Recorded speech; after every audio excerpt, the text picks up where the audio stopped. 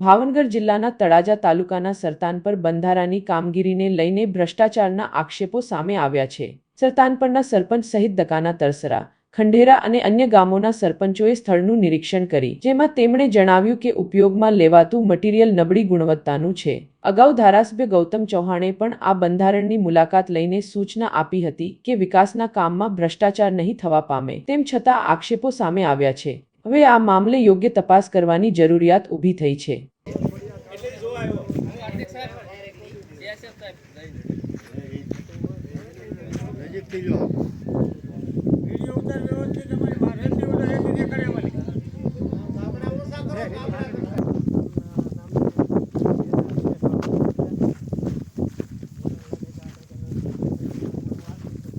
ત્યાંથી કાઢી એના માટે તમે લીઝ લીધેલી છે, એના માટે કાંઈ મંજૂરી લીધેલી છે વાપરવાની, એના માટે તમે મંજૂરી નથી લીધી તો રેતી શું કરવા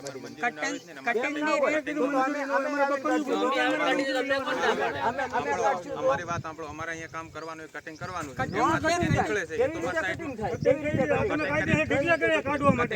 કર્યા વગર કામ જ કેવી રીતે તમે એમ કહો આઈટી ડમ્પર ભરીને જવા દો, બરોબર, પછી એમ કહો મેં તો કટિંગ માટે જવા દો, એની પાસે જવા દેશી સિમેન્ટ મોદી સાહેબે મેકલેલો છે।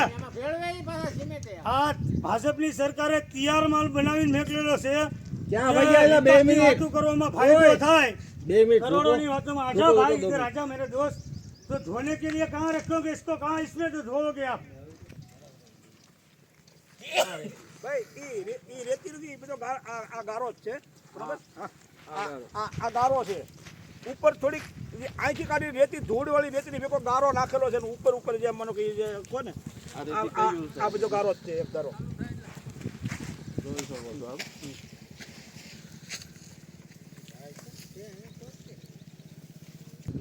ગાડી લઈને આવો, ગાડી સામે આવેલો હતો।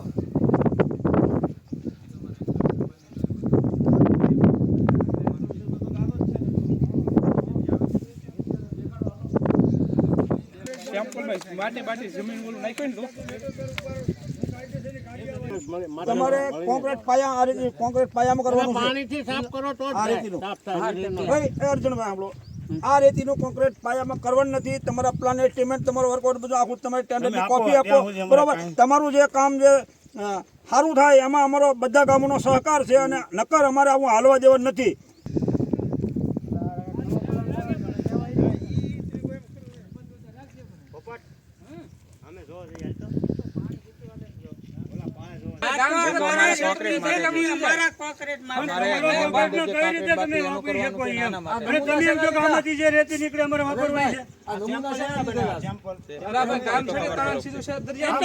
એને જોયું નથી, એમને જોઈને હાલતા થયા એટલે હું આ શેક ડેમમાં પૈસા સરકારે એટલા રૂપિયા ફાળવ્યા તો એમને વેસ્ટ જવા દેવાના છે? આ સરકાર સ્થળ ઉપર આવીને જોઈને એમને વ્યૂ જવાનું તો 5 જણાને બોલાવો દો, બધા ગામવાળાને, દરેરાવાળાને બોલાવો દો, લીલીવાળાને, દકાનાવાળાને, જે ગામને લાગુ પડે એને બધાને બોલાવવા જોવે, અંતરપરવાળાને બોલાવવા જોવે, તો એ 5 જણા આવીને બધું જોઈને ઉઈ ગયા એમ તો હાલે।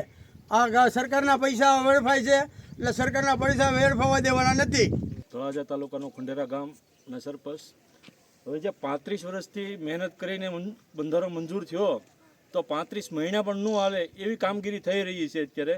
તો ખાસ અધિકારીઓને નોંધ લેવી કે આ જે રેતી છે એ માટી સમાન જ છે એક, તો માટી જ વાપરવી હોય તો કોઈ પણ જગ્યાથી લઈ શકો તમે। હવે આ માટીથી બંધારો બંધાય તો 35 મહિના પણ ન ચાલે। સરતાનપર ગામની અંદર 20,000ની વસ્તી, મારા ગામની અંદર 12,000ની વસ્તી, હવે સરતાનપરથી સીધું જ પાણી ખંડેરામાં આવે, લોકોને જાનહાનિ, આટલા માણસોનો જીવનો જોખમ। આ ખેડૂતોના હિતનો નહીં પરંતુ ખેડૂતોના મોતનો બંધારો બન્યો એવું લાગે છે। આ ખેડૂતોના મોતનો બંધારો થશે। આ રેતી વપરાશે, દરિયાની તદ્દન ખારી રેતી છે, એની અંદર આ મોટો ગારાના મોટા ગળિયા છે, આ ગારો છે, આની અંદર કઈ રેતી વાપરવાની હોય છે એ ખબર નથી પડતી। જો આ રેતી વપરાય તો આ બંધારો આના વર્ષમાં તૂટે, ભરાય અને તૂટે, જે તે સમયે તૂટે। સરતાનપર, દકાના, દેવલી, તરસરા આ ગામડાઓને લઈને આ બંધારો જશે। અસંખ્ય લોકોનું મોત થવાનું શક્યતા છે। અમારા સરતનપર ગામની અંદર કાફી ટાઈમથી જે 30 થી 35 વર્ષથી મહેનત કરતા હતા કે સરતનપર ગામના દરિયાની બાજુમાં જે બંધારો બંધાય એની માટે. હવે 30-35 વર્ષે અમારો જે સરતનપર બંધારો બંધાવવાનો જે સમય અને સ્ટેન્ડર્ડ એની કામગીરી પણ ચાલુ થઈ ગઈ છે. તો 20 થી 25 હજારની વસ્તી ધરાવતું સરતનપર ગામ એક તળાજા તાલુકાનું મોટું ગામ હોય. ભાવનગર જિલ્લામાં તળાજા તાલુકો મોટો હોય એનું સરતનપર ગામ 120 ગામમાં સૌથી મોટું ગામ એવું સરતનપર 20 થી 25 હજારની વસ્તી ધરાવતું ગામ. એની બાજુમાં જે શેક ડેમ અને બંધારો જે બંધાઈ રહ્યો છે એ ભાજપની સરકારમાં સરસ એવું સારું મજાનું કામ થાય છે. ત્યારે મારે એક જ કહેવાનું છે કે 40 થી 50 કરોડ રૂપિયા જો સરકાર ભાજપની આપતી હોય અને એની કામગીરી કરવા માટે